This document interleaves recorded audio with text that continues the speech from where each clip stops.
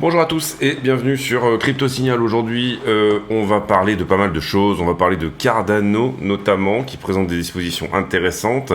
On va parler de deux scénarios sur Ethereum, scénario qu'on a déjà abordé avant-hier et hier. Un scénario qui est baissier, un scénario qui est haussier. Donc on va faire un petit peu le tri là-dedans. Et puis, on va faire l'analyse habituelle, c'est-à-dire celle des news, etc. Ici sur BTC face au dollar en daily, globalement deux solutions, c'est-à-dire soit on reste un petit peu dans cet élargissement que vous voyez ici et on a une jambe supplémentaire à la hausse qui finirait quelque part entre 29 et 29,5, sauf rotation partielle, mais en tout cas des bonnes chances d'aller peut-être reprendre 28,6 ici. Et bien soit tout simplement on en dégage directement vers le bas. On va voir sur la liquidité quelle peut être éventuellement ici ce qu'il se passe. Alors on est en week-end donc on va pas s'attendre à ce qu'il y ait quelque chose qui se mette en place ce week-end. En tout cas ça n'a pas été le cas dernièrement, on a plutôt eu des week-ends de latéralisation. Pour le moment là vous voyez que c'est plutôt propre pour éventuellement repartir encore une fois au-dessus.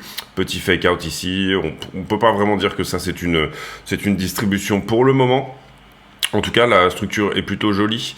Ici, sur Bybit, on est passé sous la structure, et c'est pas le cas ni au spot, ni sur Binance, ni sur d'autres exchanges. Donc, on peut peut-être se dire, même si je trouve que cette bougie 4 heures là, ici, la mèche que vous avez là est extrêmement jolie. On peut peut-être se dire que le tour sous la structure n'a pas encore été fait, puisque c'est uniquement le cas sur Bybit, encore une fois. Donc attention à ça, ça nous ramènerait sous la structure, et là pour le coup on pourrait dire effectivement que on aurait éventuellement du up derrière. Hier j'avais basé mon scénario, le fait qu'on passe sous la structure, j'avais dit on va probablement passer dessous. Ça a été le cas sur Bybit mais pas sur les autres, donc attention à ça. On est là en 4 heures, en 1 heure vous voyez que la structure est indécise, on va dire que c'est plutôt du range en ce moment, puisque effectivement là quand on regarde Bybit on est passé dessous, si on regarde tous les autres exchanges on est encore en structure haussière, et sur le 1 heure, hein, je parle ici de cette structure là, et on a eu cette très jolie bougie encore une fois sur le 4 heures, qui nous dit quoi? D'une certaine manière elle nous dit eh bien que ce niveau là donc en daily est en train de tenir 27,2, 27,3. Qu'il y a une très très forte réponse ici, on le voit sur le 4 heures, rachat systématique une fois qu'on passe sous la structure. Est-ce que ça peut pousser plus haut cette histoire? Et c'est peut-être ce que c'est en train de nous dire, ou alors tout simplement est-ce qu'on parle juste d'une petite prise de liquidité là au-dessus de la structure, la structure temporaire, je parle de celle-ci, et éventuellement revenir prendre quelque chose là en haut maintenant qu'on l'a fait en bas, et continuer un petit peu dans ce range finalement entre 27,2 et 28,5, ou très légèrement en dessous 28,2. En tout cas c'est assez rémunérateur, hein, on va dire, cette zone, je trouve. Il y a de la vol, ça se fait vite, c'est très bien. Ethereum BTC qui est plus ou moins à la latéralisation en ce moment, plutôt en bas. Attention, si on perd ça assez fortement à ce moment-là, eh bien ça voudrait dire que le scénario qu'on a évoqué hier d'une surperformance de BTC, de Ethereum contre Bitcoin ne se mettrait pas en place. Personnellement, je suis assez confiant dans ce scénario-là. Donc du coup, je suis rentré sur ce trade et j'ai converti une partie de mes BTC en Ethereum qui sont prévus pour ça. Hein. C'est vraiment quelque chose que, on va dire, j'utilise de temps en temps.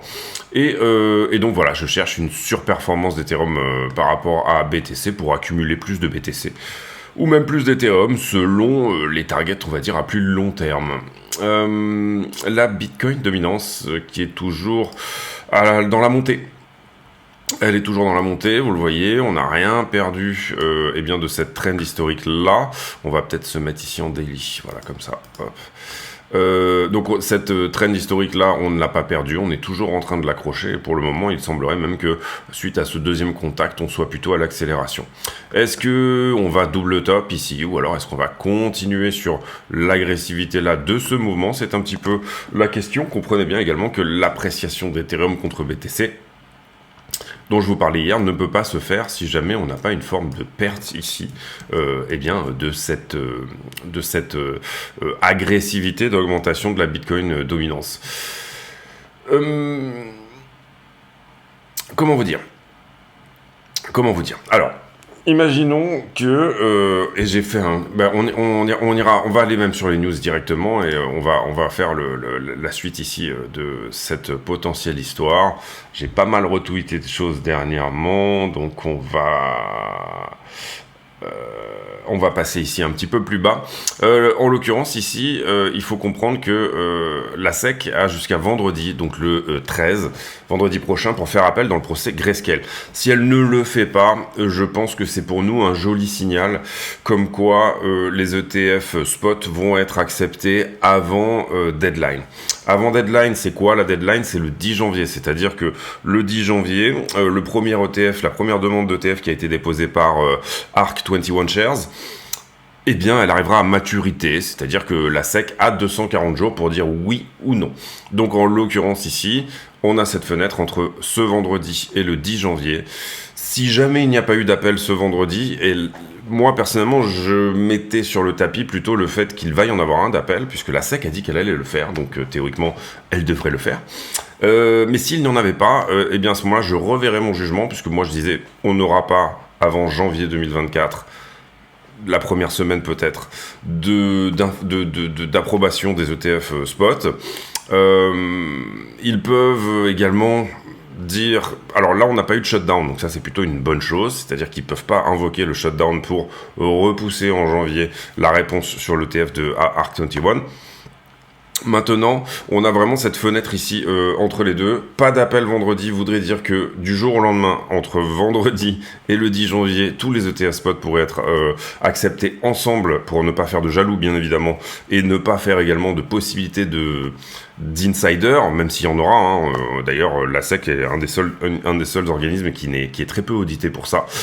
Mais globalement, on pourrait du jour au lendemain ici les accepter.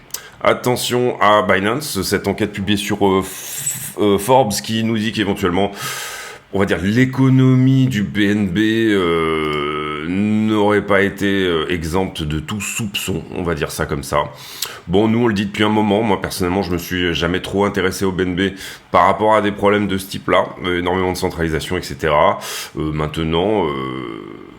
Voilà, on va voir ici ce que ça dit. En tout cas, cette enquête de la part de Forbes n'est pas du tout bonne pour notre ami CZ. On va voir ici également ce qu'il en dit. Ce qui est bizarre ici, c'est que vous voyez, pendant l'ICO, on avait promis plusieurs millions de tokens et on en a distribué que le 10e. Est-ce que finalement, il n'y a pas eu ici un arrangement entre les early investors sur BNB et BNB qui finalement... burn en fait une partie de sa supply pour garder un prix élevé du BNB. Il vaut mieux disposer de 10% de quelque chose qui garde sa valeur que de 100%. C'est une question de nombre de tokens, vous l'aurez compris. Le premier site web pour acheter du Bitcoin, donc le premier exchange en fait, qui est apparu il y a 14 ans. Ici, c'est de l'Ukraine, on va passer. Ici, du deal sur l'énergie nucléaire entre l'Arabie Saoudite et la Chine. Ici, Orban, on va passer aussi. On est sur vraiment de la partie politique. Ici, on est aussi sur du politique avec Macron-Biden qui raconte à peu près la même chose. Ça, c'est intéressant et on va en parler après. Cardano qui est premier en développement du côté de GitHub, c'est-à-dire à quel point Cardano est développé. Ça, vous l'avez sans doute vu passer, bien sûr, mais visiblement, on se dirige vers une guerre frontale, on va dire, en Israël. Il y a eu, le Hamas a envoyé 5000 roquettes d'un coup, et là, ils sont en train d'essayer de passer la frontière. Ici, important, parce que hier, après j'ai fait l'analyse sur le Discord, mais j'ai oublié un petit peu de vous parler de tout ce qui était NFP, c'est-à-dire qu'on a eu une énorme augmentation des NFP, c'est-à-dire les jobs qui ne relèvent pas du secteur agricole, puisque dans les agricoles, on ne les prend pas parce qu'il y a beaucoup de saisonniers, donc c'est pour ça qu'on appelle ça les NFP. Et on a eu une énorme augmentation, je crois qu'on s'attendait à 170 000 et on a eu 330 000 en plus. Donc en même temps qu'on avait un chômage qui augmente, on avait des chiffres, on va dire, de la semaine qui nous disaient qu'il y avait beaucoup de nouveaux emplois qui étaient créés. Et là, je le mets on va dire en résonance avec ça, puisque en septembre, il n'y a eu que le gouvernement qui a créé des nouveaux emplois. Donc ce qu'on peut ici penser, c'est que Cette explosion des NFP n'est pas réellement une résultante d'un marché de l'emploi qui se tend, on va dire, avec le marché. C'est plus artificiel et c'est plus ici, encore une fois, des government jobs. Donc j'ose espérer que Powell verra tout ça. Derrière Cardano, la TVL qui a juste fait un nouvel ATH. Vous allez voir qu'on va aller vite fait faire une analyse sur Cardano, rapidement. Et vous allez voir que il faut ici remettre les choses dans leur juste proportion. Et puis Instagram qui décide de bannir toutes les vidéos qui font la promotion du Bitcoin. Si toutefois YouTube venait à faire ça, vous pourrez nous rejoindre sur Odyssée, que vous voyez qui est juste là. Également, je mets en pause une petite seconde, je vérifie quelque chose. Oui, également, si vous n'êtes pas équipé en Ledger, vous avez sur ces deux couleurs-là, sur le Nano S+, moins 30%. Donc c'est intéressant en ce moment. Passez par le code de la chaîne qui est en description de la vidéo si vous aviez dans l'intention d'acheter un Nano S+. Vous le voyez ici, 30% avec le code Gone Soon. Donc n'hésitez pas ici à aller vous équiper si c'est pas déjà fait en Ledger. On continue, donc on a fait les news. Je vais vous montrer derrière cette histoire de TVL sur Cardano. Vous voyez que c'est pas le cas, c'est-à-dire que la TVL n'est pas à son ATH sur Cardano, elle est à son ATH si on se met en Cardano, c'est-à-dire que plus de tokens Cardano sont stackés que par le passé. Donc ce qu'on peut voir ici, c'est qu'effectivement, on va dire les coins sont restés loqués sur Cardano, mais étant donné qu'ils ont perdu de leur valeur, eh bien on en a stacké de plus en plus. Donc ça c'est important à comprendre. Ce qu'il faut comprendre également, c'est que bon, Cardano c'est pas un projet DeFi, hein, on est d'accord.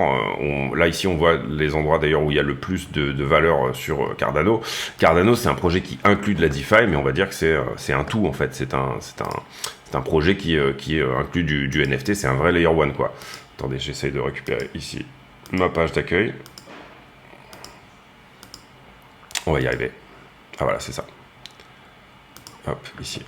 Et Cardano, il doit être dans les 14-15. Voilà, il est 14e en termes de TVL, donc de Total Value Locked. Hein, donc sur sa DeFi, c'est le 14e projet en avant. Également, vous voyez que sa partie DeFi, elle est infime. C'est-à-dire que la TVL par rapport à la market cap de Cardano, ici, est tout simplement de 56 fois. Si je prends la valeur qui est loquée sur sa DeFi, il faudrait que je multiplie par 56 pour arriver à sa market cap. Le problème de Cardano, c'est qu'il a toujours été dans les projets qui a été très long à se mettre en place, etc.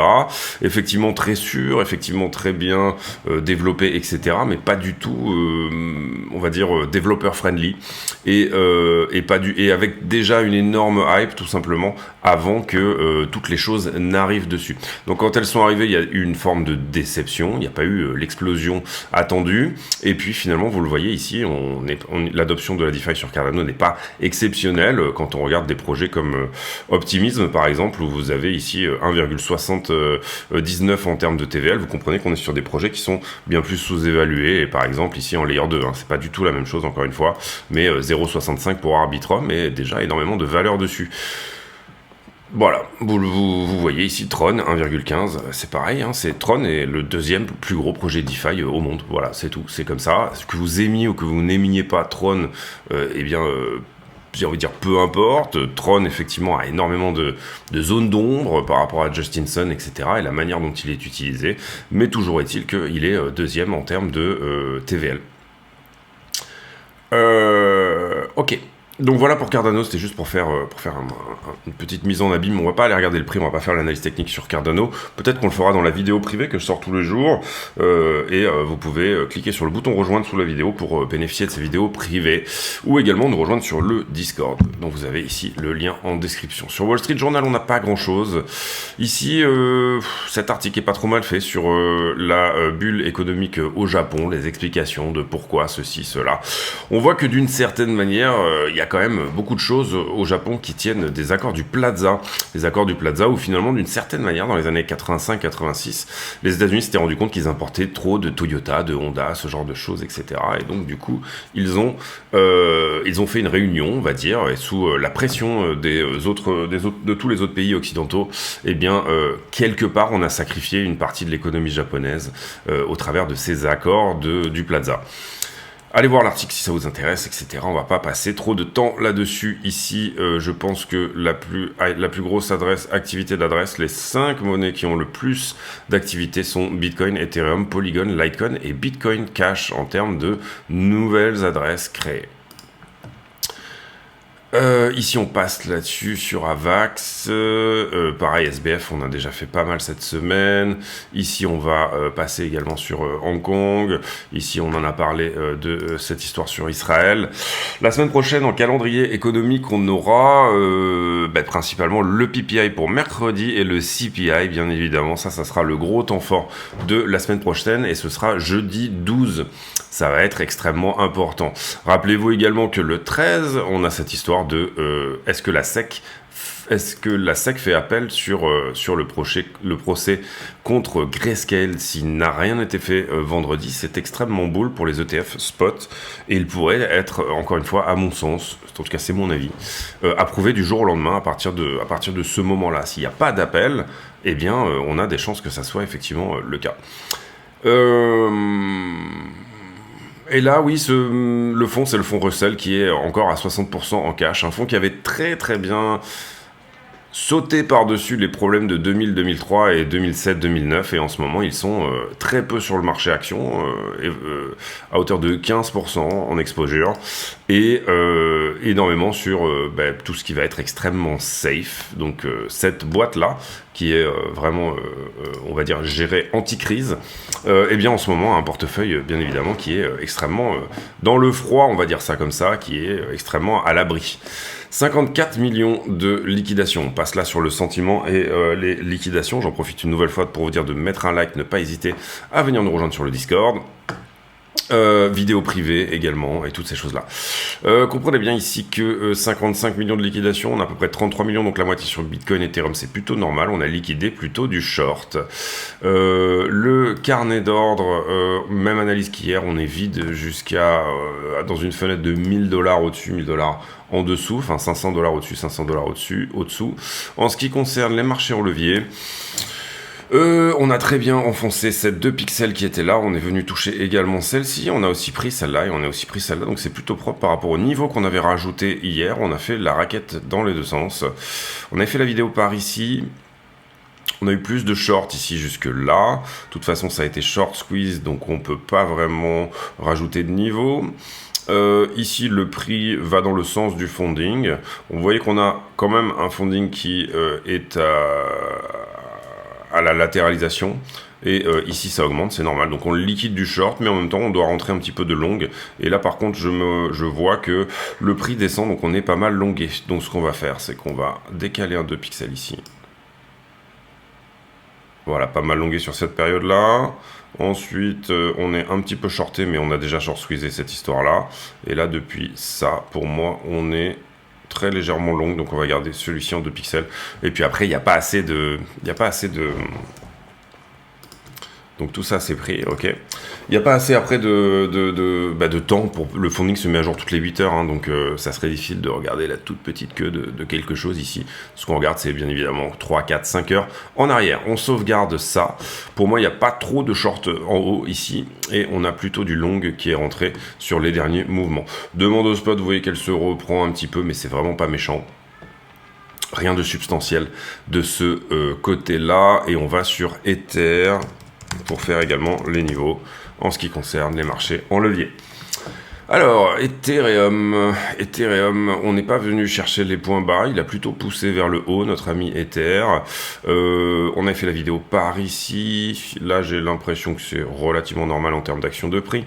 Ici j'avais été un petit peu longué, puisque malgré la descente de prix, j'ai un funding qui augmente. Donc on va rajouter un point ici, on va le mettre en 1 pixel et en rouge, puisque c'est du long. Derrière, c'est plutôt normal jusque là, on était shorté là-dedans, mais le niveau a été pris ensuite. On est long à partir de là, mais on va dire que le niveau suit le prix.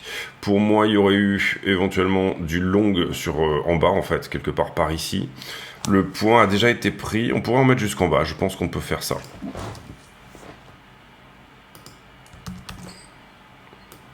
Ici en bas, il y a du long.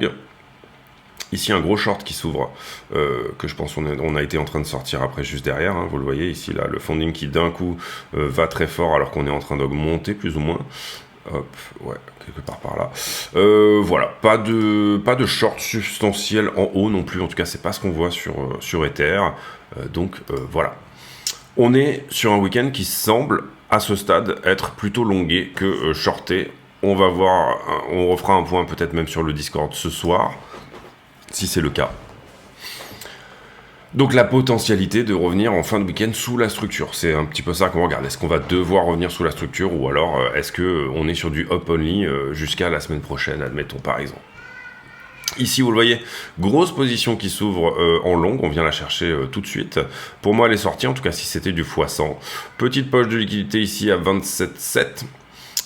Et effectivement, on voit que, on va dire, si vous regardez uniquement ce qui s'est passé dernièrement, très peu de shorts ici et pas mal de longues ici. Donc les retail, puisque c'est plutôt les retail qui vont trader le week-end, sont potentiellement ici en train de longuer ce mouvement. Ether, même chose, quasiment pas de short, d'accord. Position qui a été prise aussi, un tout petit peu de liquidité en dessous. Vous voyez qu'Ether est beaucoup plus massivement shorté, enfin très peu longué en fait. Ether est très peu longué, c'est plutôt ça qu'on peut dire. Voilà, beaucoup moins longué que Bitcoin d'une manière générale en ce moment. Ether est un peu boudé des investisseurs en levier.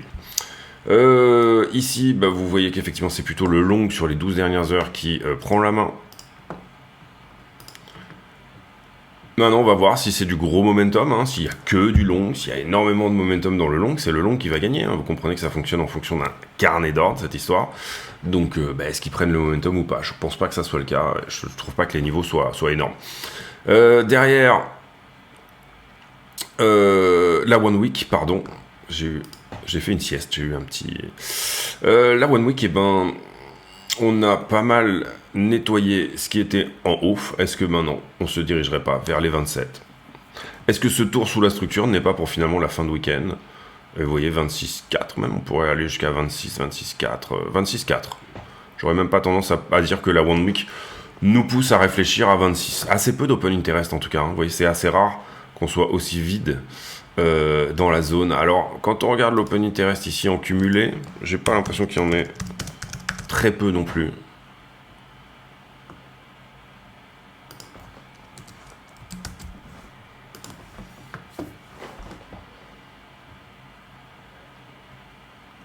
On va dézoomer un petit peu. Je regarde ça parce que c'est des choses qui sont importantes, hein, bien évidemment. Oui, on est plutôt en bas de quelque chose ici. On tient cette traîne sur l'open interest. On est actuellement à peu près 6,2 milliards. Le point où en général on déleverage, c'est à peu près 7,83. C'est pas qu'il n'y en a pas beaucoup. C'est pas qu'il n'y en a pas beaucoup, mais en fait, on en a peu sur la dernière semaine. Si on l'accumule, je pense on peut même, du coup, se dire, tiens, allons faire un tour sur la 1 mois. Puisque cette semaine, vous voyez, d'habitude, on voit quand même des grosses barres jaunes, etc. Cette semaine, je trouve qu'on est plutôt vide. Oui, là, sur la 1 mois, c'est clairement plutôt en bas, en tout cas sous 25, hein, sous 25,3. Je vous ai parlé de cette idée d'attendre 25,2 pour ouvrir pour le coup un très gros long. On est toujours dans le plan, hein, c'est toujours ça l'histoire. Derrière ici, vous le voyez, il y en a jusqu'à 23,2 de la valeur, et puis en haut, on est en train de mûrir, mais c'est pas encore du tout dans les proportions de ce qu'on a en bas. En haut, ça mûrit un petit peu quand même, à suivre. Hop, la 12 heures sur Ether. Alors, la 12 heures sur Ether, vous le voyez, autant longué que shorté, j'ai envie de dire. On est peut-être même très légèrement plus shorté sur Ether. Après, Ether suivra le papa, hein, je veux dire. Et puis, sur la One Week, pour le coup, j'ai presque plus de valeur en haut que de valeur en bas sur Ethereum. Si Bitcoin pousse un tout petit peu, Ether peut sincèrement revenir tâter du 1800. Je mettrai pas ma main à couper non plus. Vous voyez qu'on a une belle zone de valeur. On a peut-être besoin de revenir toucher à 1560 pour ce faire. Mais en tout cas, c'est sur Ether, il y a pas mal de pognon à prendre en haut. Allez, on revient sur le prix. On fait la conclusion de cette vidéo. Alors, le prix, on va se mettre comme ça. Oui, on va se mettre en 5 minutes, même si je crois qu'on est déjà allé la voir, si je ne me trompe pas. Hop, alors là on est en week-end, donc je m'attends pas nécessairement à quelque chose d'incroyable. Où est-ce qu'on avait fait la journée d'hier? On a commencé la journée ici aujourd'hui, à peu près par là. Donc ça c'était la fin de soirée d'hier. Ici on a eu cette nuit. Là on trouve support un petit peu sur cette zone là. Donc voilà, on va voir ce que ça dit. Cette structure est pas très jolie si on n'enfonce pas le haut ici, c'est-à-dire 28 285 dorénavant. C'est-à-dire, vous le voyez ici, hein, potentiel épaule, tête, épaule. Si on perd ce niveau-là, ça nous envoie assez fort en bas. Avec une balançoire, c'est-à-dire on reporte la figure au point de cassure, ce qui nous renverrait vers le point initial, c'est-à-dire les 23 200. Est-ce qu'il est temps de prendre profit sur ces longues-là, ou alors est-ce que, vu qu'on est en week-end, je veux dire, hein, qu'on est vendredi soir, est-ce que c'est pas un petit peu l'heure de se dire, bon, finalement, il y aura un nouveau point d'entrée, qu'il soit un peu plus bas ou un peu plus haut, n'est pas tellement la question. Ou alors tout simplement, est-ce que la structure qu'on regarde, qui doit être prise, c'est pas plutôt la structure intermédiaire? C'est-à-dire si là, dimanche soir, on fait quelque chose comme ça, mais que derrière c'est juste une mèche et qu'on redéfend vers le haut, malheureusement vous aurez été sorti de votre longue dans lequel vous êtes rentré par ici. Et ça serait un petit peu fâcheux. Pourquoi pas remonter son SL pour les plus prudents? En tout cas, voilà. En termes de momentum, est-ce qu'on a vraiment ici des choses à dire sur le momentum en daily? Je pense que je l'ai regardé déjà dernièrement, il me semble. On va regarder ça.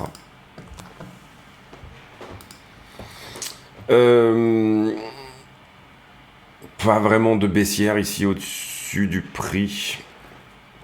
En tout cas, pas sur le daily.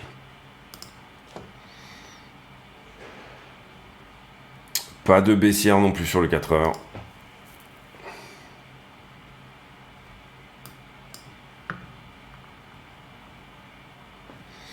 Alors, rien sur le 1 heure.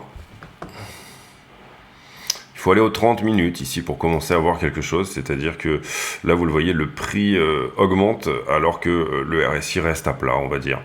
Donc ça vous dit que peut-être ça s'essouffle un petit peu ici sur ce mouvement. Ce mouvement manque de volume, il manque de momentum, etc. Pourquoi pas une correction? On a vu qu'il y a quand même de la liquidité intermédiaire, on va dire, dessous. Zone extrêmement dangereuse en longue, et c'est pour ça que quand on a longué, quand on a rentré ici le premier long, je vous ai dit on va rester sur les TP max dans la structure, d'accord? On va pas ici aller s'embrouiller on ira chercher des runners au-dessus, mais ce retracement, on va considérer que on reste dans la structure, c'est-à-dire qu'on a pris une bonne partie de nos TP ici, là-dessus. C'est assez difficile de téléphoner ici une prise ou non de ce point-là, déjà dans un premier point. Pour le moment, c'est un peu tôt pour en parler, d'autant plus qu'on est, encore une fois, en week-end. Je pense que ça va pousser plus. Personnellement, mon avis, c'est que effectivement, on va continuer dans cet élargissement ici et sans nécessairement revenir prendre ce plus bas là. Pour moi, ça, c'était un fake out. Est-ce que c'était pas une cassure qui est derrière? En fait, souvent, on fait cassure, fake out, on revient prendre la structure et en fait derrière on fait le vrai mouvement, c'est-à-dire que on attrape 2 fois plus de monde comme ça, hein. Vous avez le monde qui va se jeter sur du short en bas de tout ça, qui va du coup être liquidé sur la remontée. Ici, tous les anciens shorts qui étaient peut-être entrés là et qui avaient amené leur stop loss ici, qui se font sortir également, et puis en fait on fait le vrai mouvement derrière. Donc ça, attention à ça, c'est tout à fait possible, c'est-à-dire que on ne prenne pas ce point là et qu'en fait on ait besoin d'aller carrément sous cette structure là, c'est-à-dire 25,8. Il faut bien comprendre ici également que bon, ça je vous l'ai déjà dit, mais le vrai creux pour moi il est là. Donc 25,2 reste dans les tuyaux. Donc on est toujours sur le plan initial, j'ai envie de dire, pour ouvrir de la très grosse position dont on sait qu'elle va devoir tenir sur plusieurs semaines. On avait ouvert celle-ci hein, et on a pris profit sur la montée. Maintenant, en rouvrir une, retrouver une zone où on a de la grosse ouverture avec de la grosse amplitude, je dirais que la zone des 25,6 à 25,2 est toujours la zone, on va dire, indiquée. Ce qu'on va faire là, sinon en ce moment, c'est de l'intraday, pas du scalping, mais de l'intraday, ou en tout cas du tout petit swing de 3 jours, et rester plus ou moins dans la structure qu'on est en train de trader. Ouvrir un short là-dedans, nous on en avait ouvert un par là. Ouvrir un short là-dedans, pourquoi pas. Ça aurait été bien senti d'en ouvrir un là.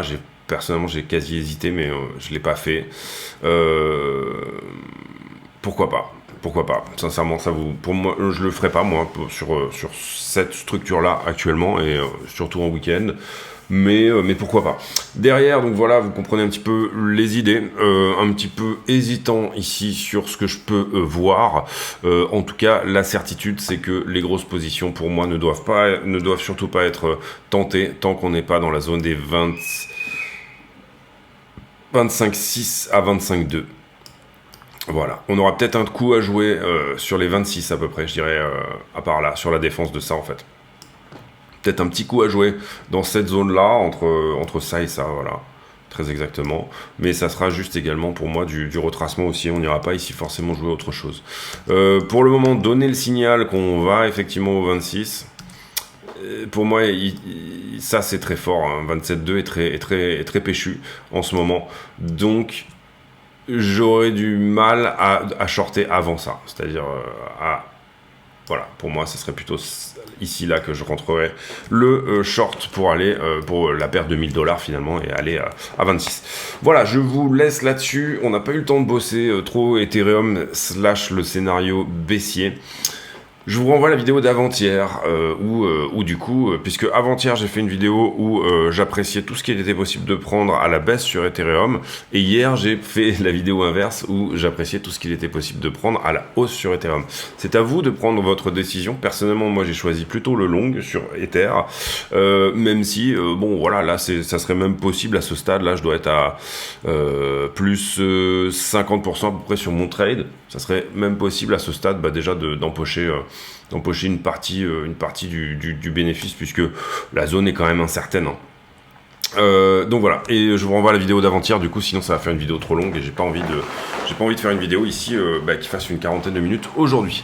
Je vous laisse là-dessus, j'espère que cette vidéo vous a plu. Si c'est le cas, n'hésitez pas à le dire, venir nous rejoindre éventuellement sur le Discord, activer la cloche de notification, mettre un like, toutes ces choses là, le bouton rejoindre pour les vidéos privées tous les jours, et j'ai pour habitude en fin de vidéo de poser une question à la con, c'est-à-dire une question qui n'a rien à voir avec le prix du Bitcoin mais qui nous permet de converser de choses et d'autres, aller plutôt parfum ou déodorant ou eau de Cologne, ou voilà, comment vous débarrassez-vous de vos problèmes de odeur et de transpiration. On a vraiment des questions complètement à la con en ce moment. Je vous laisse là-dessus, on se retrouve demain, et bonne journée à tous, merci pour votre fidélité.